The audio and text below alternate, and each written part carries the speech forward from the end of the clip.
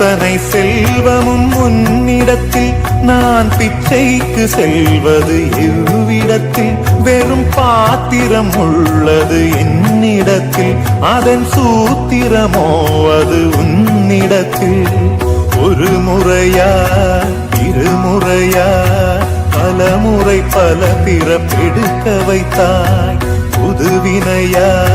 பழவினையா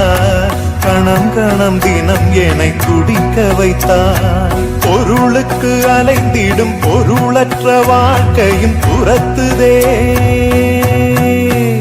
உன் அருள் அருள் அருள் என்று அலைகின்ற மனம் இன்று பிதற்றுதே